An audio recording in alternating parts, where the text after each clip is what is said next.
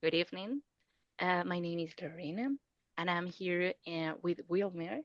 He is the person who we are gonna be interviewing.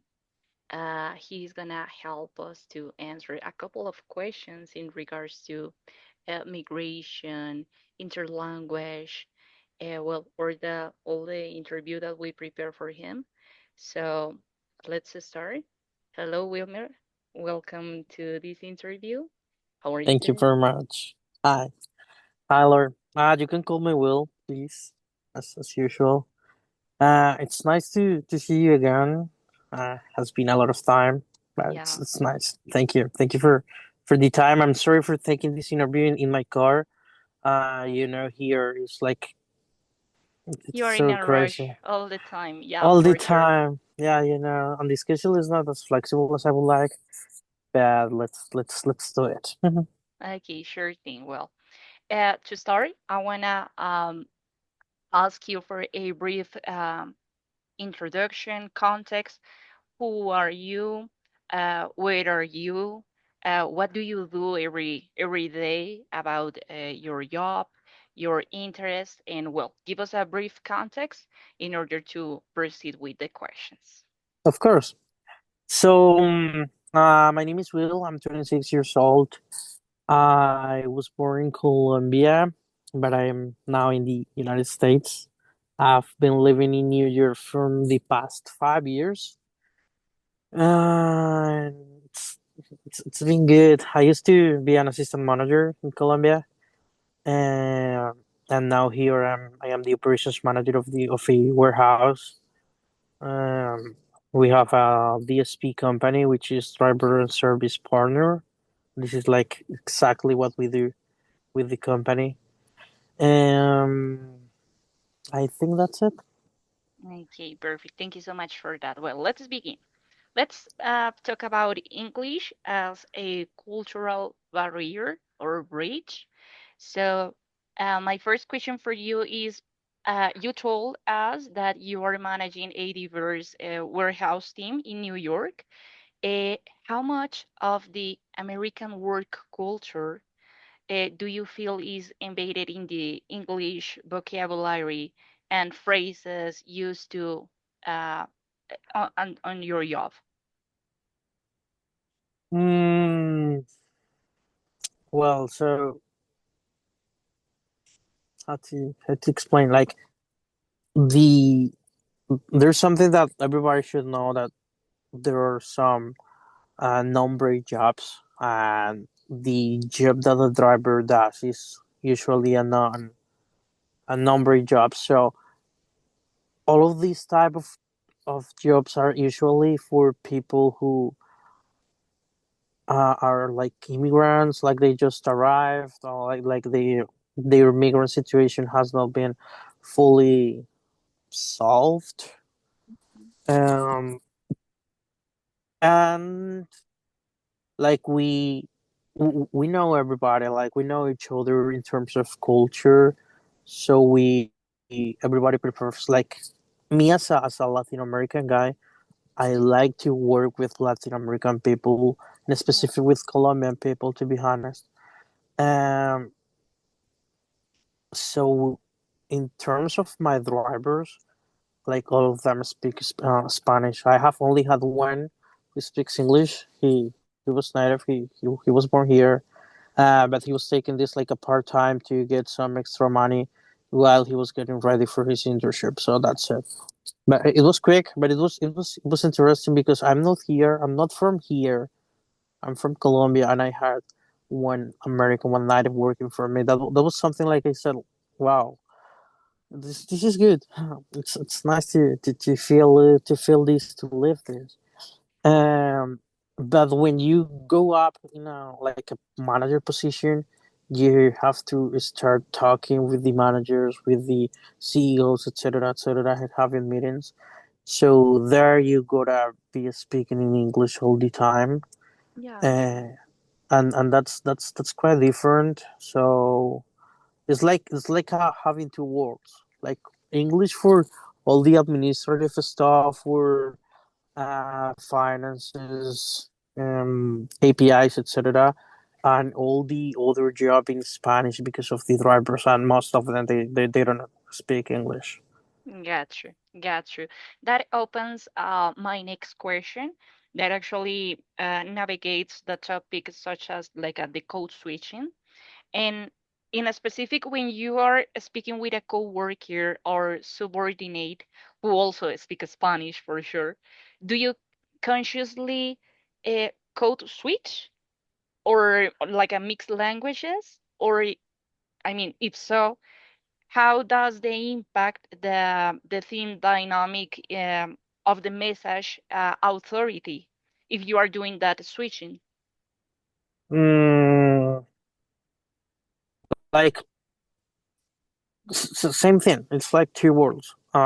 If I'm in terms of authority, I don't have authority with one of my co-workers. I have authority with my subordinates, but I speak with all of them in Spanish, so there is no like language barrier or miscommunications or something. But if I am speaking with my coworkers, I have one also the warehouse manager, not as DSP, like directly on the on the warehouse. Um, we usually communicate in Spanish because it's easier for we two. But if there is for any reason that we have to speak English, we can continue the conversation in English with no issues. With We no both issue, yeah. understand, and that happens commonly with her in a specific. But I think like there is one or two more who speaks English and Spanish fluently, so it's like not very common. All the other guys is full English because we work with with Chinese people. So it's English, obviously, of course. Yeah, and maybe it's also a tool that you can use to build rapport, no? Because in your, like I mean, like in your mother tongue, it's pretty useful to build trust and rapport with other people. So maybe it's gonna be useful to use your own language too. And Yeah. then the next one, in regards to like the global versus the local English in a delivery setting, communication must be fast and clear for sure. But Absolutely. how does the speed of or slang of New York English in a specific differ from the English you might have learned here in Colombia? Mm, well, in terms of slang, as you mentioned, uh, like you cannot classify that in New York people because New York City is the number one multicultural city in the world. So even though if we have like the uh, Afro American people, they have a lot of slangs, Mhm. but they only use those uh, like Like with them colloquialism. with their peers. So you won't never see an Afro American talking to a white American like using slang or something. That's not gonna happen.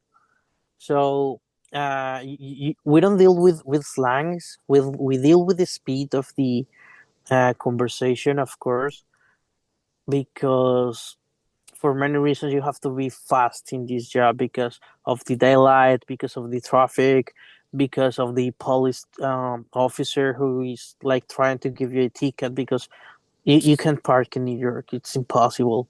So you have to always park like where is prohibited, where is forbidden, or like in the hydrants or something, so you are able to do your job. So you gotta be quick, or otherwise you will be losing your whole day because of paying the ticket. Uh, but you can communicate. There are sometimes like for example, it was happening like yesterday. Somebody had to call one person to deliver the package, and he said, "Hey, it's at 45th floor. I can't go upstairs. That's gonna take too long. Can you just come down and we will meet in the street?" And they said, "Okay, no problem." So they will be meeting there, and you learn how to calculate the time. You learn. I know I will be there like in 5 minutes, exactly five. So you tell the person in 5 minutes you will be there. You meet, you give the package, you take the picture because this is the proof that you did your job, and Mhm. that's it. You go back to your car. But that happens. That's the communication. We don't do it as much because you just boost and they boost you in, and that's it. But when you need it in a specific situations, it's gonna be fast. And you know what? I agree with you, but also because I also work for American people, and I think that is maybe a cultural situation that all they are like in a rush, and for all of them, that time means also money. Mm-hmm. So in effect, it's pretty common found these kind of situations, and the reason why you need to uh, improve the time, the use that you uh, did for the time, the most of the times. Okay, sure. But also, well, I mean, I share with you the love to the mother tongue, because for sure is something that we need to bring value over our knowledge. But also because, for example, in your specific case or your specific case scenario, it's pretty useful uh, to speak in Spanish to your subordinates. So thank you so much for that insight. Now let's continue and let's talk about something that is I consider pretty common, the cultural misunderstandings. Can you recall a time when a simple instruction you gave in English was like a misinterpreted and by a team member maybe, or I mean like due to a cultural or linguistic difference? What was the consequence due to that misunderstanding? Hmm. I'm not sure. You know. Hmm. I I also had like English jobs when I was in Colombia, so before arriving here. But I don't recall like having that situation, as you mentioned. Obviously, because of language barriers, or because of misinformation of the vocabulary. You have to explain again, or you have to use different words to to give them all the context, but not because of something cultural. It's kind of different, of course, and I can't recall any scenario happening like that because I don't know, and I hope every leader does that. But I always try to get like what I'm trying to explain, or the instruction I'm giving has to be 100% clear. And if I have to give 2 or 3 examples or scenarios to have the person catching what I'm trying to say and what I'm trying to explain, I will also ask. I'm sorry, for uh like a play, like a role play. Show me how how you do it, so I am 100% that you understood what you have to do and you are able to give me an example. That's what I always have tried to do in my life, because that's what I learned, and that works. um so I don't have those misinterpretations. I don't like those, so I do my best to cover those gaps. Okay, got you. Perfect. Let's move on over the maybe something that I call as the language of the stress. In a high pressure environment like package delivery, as we were talking about a couple of minutes ago, what is what is the language do you tend to prevent uh, to when you are extremely stressed or frustrated? Does that vary depending on who you are talking to? Do you consider that the stress affects your communication? Absolutely. Yeah. So, mm, this is a stressful job because you're driving all the time. period. So like, if you're doing your job, for example, as usual, you deliver your package and that's it, and then you face like some risk situation of an accident or something. When I face that, is like I know whoever is gonna be in the other car probably is not gonna understand my Spanish, but there is more possibility to understand the English. So I will start talking in English and wishing the best to the other person in the car. Yeah, so it's gonna be in English in that case. Like, And I consider an a specific situation here that is under under a stress or pressure. Maybe our interlanguage skills are not the best, right?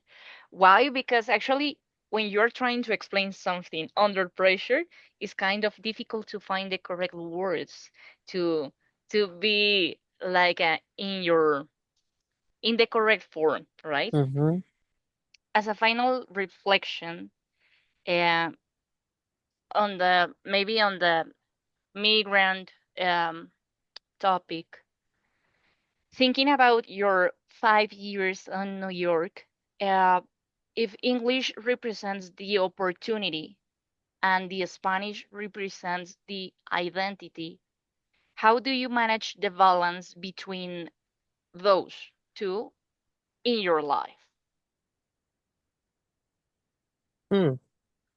You know what? Like, those are uncommonly mixed because English means work and Spanish means love.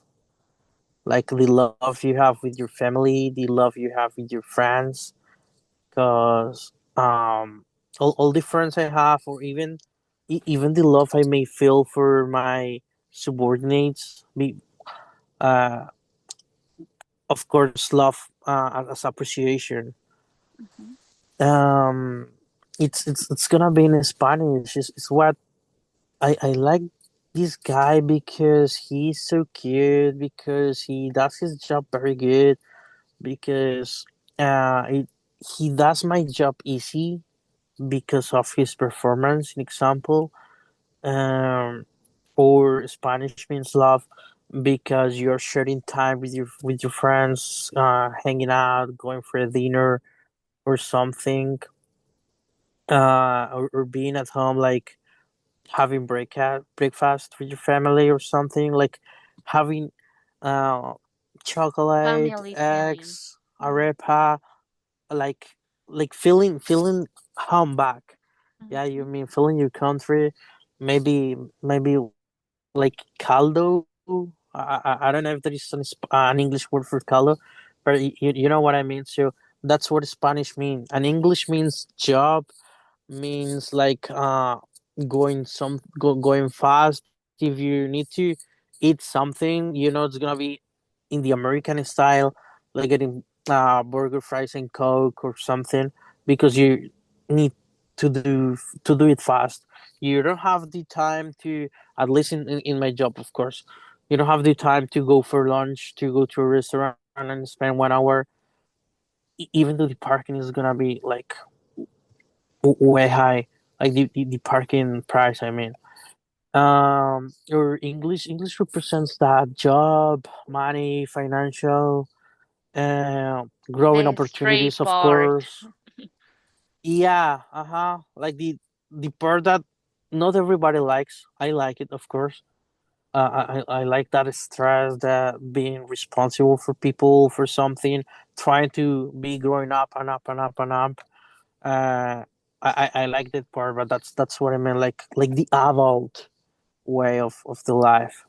Advice that I want to ask you for, based on your journey, uh, what is the single most important piece of your of advice that you would give to a new Colombian migrant coming to New York, who needs to use English to start their career there? try, try. As simple as that. Like everybody who arrives here, and of course, that this includes me. It's like we are afraid of using the English that we know, even though if this is a lot or not, if you speak a lot or not of That's good. English, but it's like we are afraid of trying because of what are they gonna say? Because if they maybe doesn't understand me, And you maybe are because of afraid my of. accent, Mm-hmm. So all the time you have to interact with a native is like you are getting like nervous because of that. So that's the best advice. Try. You're in the most in multicultural city, so everybody here has accent. Even the natives they have accent, of course. So don't be afraid of accent. They like the people that were born here. They must accept, and they know that there are a lot of immigrant people here, and they know that they have to understand the accents of the others. So they are really kind, like the 90% of the natives, they are kind. And they know that you're trying to do your best to express yourself in their language because they only speak one, you speak at least two, period.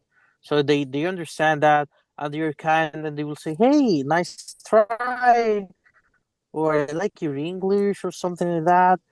Um, but the 90% they are kind. So, and also that helps you to feel better, to feel, "Hey, I'm doing it. I And can do it," confident. and Mm-hmm. and gives you the confidence to keep trying and going on. So that's the best advice. Try because you try, and of course you may fail one time, and maybe the second time, but there will be one time when you are not failing anymore, and where you are doing it, and then you just keep practicing and practicing. Practice makes the master. Yeah, sure. Totally agree. Okay, perfect. Thank you so much, Will. Your insights on managing a team in an intercultural setting are exactly what our project aims to capture. Thank you so much for your time, your patience, um, No, thank you. all the information that you share with us, because it's pretty useful and it's a chance to get a look maybe kind of different and leave behind the afraid that we feel about the effort that you need to do to improve your English skills and take advantage of that insights. Thank you so much. No, thanks here for the time, for keeping me in your mind, for this position, for this opportunity, for the interview. I appreciate that. uh makes makes makes me happier. So thank you, and I hope if this may help anybody, at least one person, one of your colleagues, of your classmates or something, that will be great. And if anybody has any question, or may need any advice, or an extra hand for help, please do not hesitate to give them my number, and I will be more than happy to help anyone. Perfect. Thank you so much. Have a good one. Take care. Bye bye. Thank you. Goodbye.